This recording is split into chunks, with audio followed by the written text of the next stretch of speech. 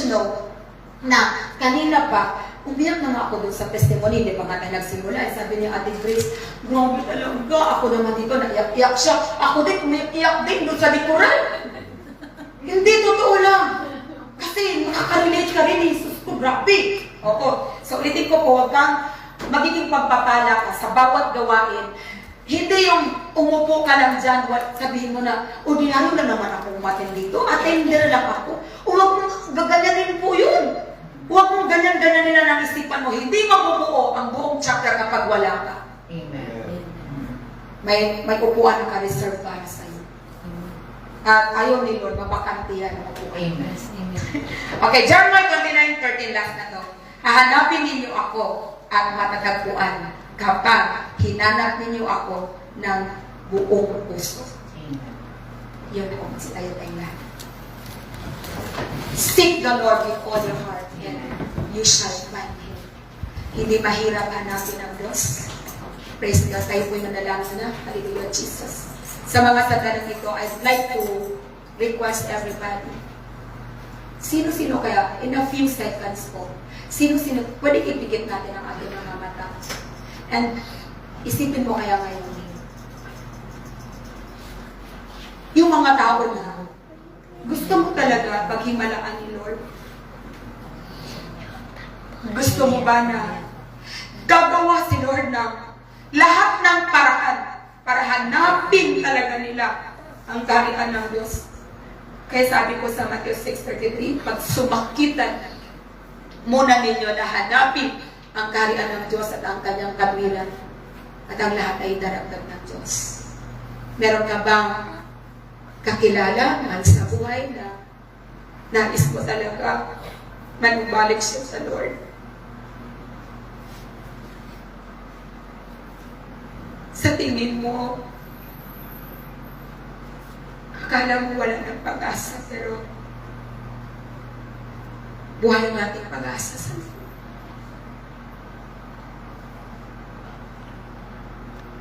Never yan nakakaligtaan ni Lord ang iyong pagsama sa Kanya. You know, God has the capacity to change your story from pain to purpose. Nasaktan ka sobra.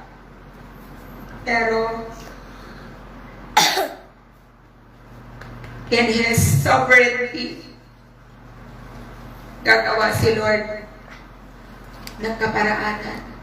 Sabi po, sama-samang pagdulog sa oras kong ito, I declare open heavens, bukas ng kalangitan, para po nakarating sa trono ng Diyos ang lahat ng ating pananalangin. Mahal ni Lord ang ating pamilya. Mahal ni Lord ang lahat ng tao. Ayaw ni Lord isa man mapapahamak. Kaya gagawa siya ng paraan, ng initiative para hanapin siya habang siya'y masusumpungan. Salamat, Lord. Naniwala kami na hindi pahuli ang lahat. You are the God of perfect timing, Lord. Hindi kami kailanman madadapuan ng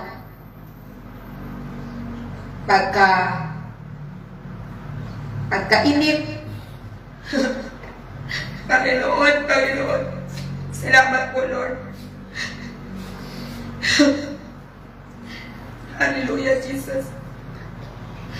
Tingin mo po, Lord, ang panaghoy ng puso ng bawat isa, Lord. In the name of Jesus. Panginoon.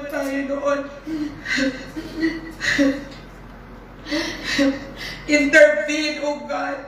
Salamat, Lord. Hallelujah, Jesus. Naupin mo talaga, Lord, na makapakinig ng mabuting balita.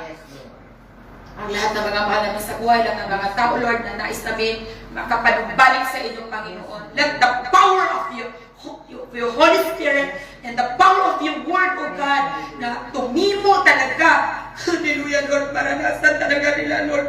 Ang kapangyarihan nito, Lord. Maraming salamat, Lord, dahil ang salita mo ay nagbibigay ko ng transformation, Lord God, sa pangalan ni Jesus. Gawin mo kaming malaking pagpapala, Lord, sa maraming tao, Lord, dahil may plano ka po, Lord, sa lahat ng mga pain namin. You know, our pain can be somebody else's gain. Hallelujah, Lord. Sa lahat ng aming pinagdadaanan, nangyari yun for a purpose. At Lord, gagamitin mo ito, Lord, para mas lalong maraming tao ka ang makakilala sa'yo, maglilingkod sa'yo, higit sa lahat, Panginoon, magmamahal sa'yo ng tao sa puso. Thank you, Lord, for loving us, Lord. Salamat, Lord, na sa tindi ng pagmamahal mo sa amin. Ikaw talaga ang unang gumawa ng paraan, O God, upang kami, Lord, na dahil nawalay sa'yo dahil sa kasalanan, ay makapanimbalik kami. Thank you, Jesus. Salamat po, aming Diyos. Salamat, Lord, sa kabuuan po ng chapter na ito, Lord. Salamat sa kabuuan po ng officers and staff dito. Salamat, Lord, sa buong choir, O God. Salamat, Lord, sa lahat po ng mga buong pamilya, Lord, nila Ate Roma, O God. Hallelujah, Jesus. Ikaw ang nakakilala ng lubusan sa kanilang lahat, O God. Nakasaka in the name of Jesus Christ of Nazareth. Lahat buong subdivision dito, Panginoon. Declaring, Lord, makakilala sila sa inyo.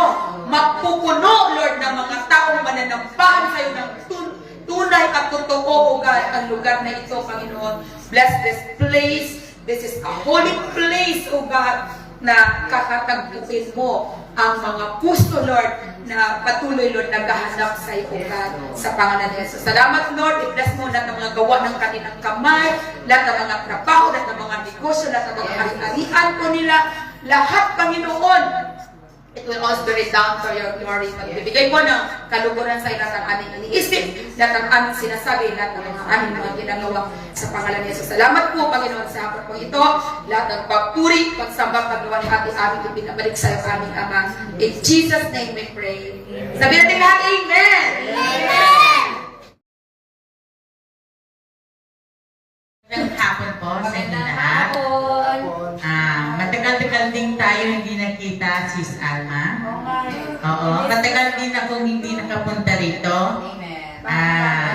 Sabi nila, mag-testimony daw ako. So, aking testimony sa inyo, ako galing sa masayang pamilya. Dahil nga sa mga magulang ko, may mga bagay na hindi pinagkakasunduan. Siyempre, pag sa ganung bagay, yung mga anak ay naapektuhan. Lalo-lalo sa part ko kasi ako ang eldest. Lahat ng problema nila, nakikita ko.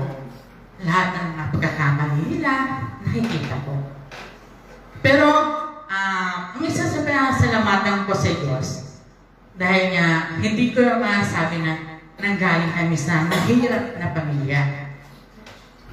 Nagaling kami na ang nanay ko ay doktor, then ang tatay ko, isa siyang dental technician at the same time. Isa rin siya sundalo, sa AFP siya. Simula nung nakapag-abroad si Papa, nakapunta ng Saudi Arabia, sumasabi natin na umangat talaga yung aming buhay. Kasi ang mama ko, mahusay humawak ng pera yan. Talagang ganyan siya sa pera. Kaya, nagkaroon kami ng bahay sa Soldier Hills, dyan sa Muntinlupa. Nagkaroon kami ng building, dyan sa may harapan ng SM Tunasan. Kung makikita niyo yun. Yun sa may Cebuana doon, sa amin yun. Ang aking papatotoo talaga, kung paano ko tinuruan ng Diyos na maging isang mabuting tao. Siyempre, pagka alam mo may kaya-kaya yung buhay mo, yung ugali mo, hindi rin kagandahan. Diretsahan na. Alam niyo nito, kasi na may pera ako, suplada na, mataray pa. Dumating kami sa punto na yung property sa Solid Hills na benta ng nanay ko, at yung property sa Tunasan na benta niya. Sa balit salita, na kami, investor sa anak ko, doon nagsimula yung aming problema sa pera. Doon nagsimula ang problema namin kung saan kami titira. Kumbaga, nung panahon na yon, litong-lito kami, Hindi na namin gusto kayo pumunta. So, pagpapasalamat ko lang, to make this story short, pagpapasalamat ko lang sa Diyos, tinuruan niya ako na maging mabuting tao. Kasi, nung nawalan ako ng pera, naramdaman ko ang paghihirap ng mga mahihirap. Kasi dati hindi ko alam yan. Hindi ko talaga dati alam yan. Yung nakakita ko ng nangingi sa akin. Bisa sinasabi ko na, ba't kaya hindi sila magsikap? Kaya-kaya naman nila. Tapos may time na misa na ang baba pa yung tingin ko sa kanila. May time na pa nag-grocery ako, hindi ko makasundo yung nag-aayos ng aking grocery. Talagang natatarayan ko, nasusungitan ko. Sabi ko, wag ako. Dahil sabi ko, kaya kong bayaran kung ano yung nabili ko rito. Kahit ikaw, kaya kitang bayaran. Ganun ako nun. Pero alam mo, Sister Alma, lahat na na-realize ko na nawalan ako. Dumating ako sa punto na, sana pala, hindi ko pala ginawa yun. Ganun pala ang pakiramdam nila. Sabi ko, Lord, panawarin mo ako kasi hindi ko talaga alam. One time, tinawag ang asawa ko, nagagawa ng payong, sapatos. So, pinagawa namin yung sapatos namin sa payong namin, no? Sabi ko sa asawa ko, masaya na yan, happy kasi meron na siyang iuwing pera sa pamilya niya. Kasi meron na siya mabili ng gas, mabili ng ulam. Nararamdaman ko kasi may time din, ganun din kami mag-asawa. Magpapasada siya, uuwi siya, mayroon na siya nalang mga pagkain na lulutuin. Kaya, thank you Lord at naturuan mo ko na maging isang mabuting tao. Siguro, doon na lang, hanggang doon na lang yung aking timoni, nabubulol ako. So, mga sabi ko lang sa mga kagaya ko na nakaangat ng buhay, matuto tayong itapak ang mga paa natin sa lupa. Kasi hindi habang buhay, ibibigay sa iyo ng Diyos ang lahat ng sagana. Maaaring tanggalin niya sa iyo ang pera, matuto ka lang. Yun. Yun ang mga sabi ko sa mga nanonood, matuto tayong magpakumbaba, matuto tayong tumawag sa taas. At higit sa lahat, matuto tayong pakiramdaman yung mga nasa baba. Yun lang.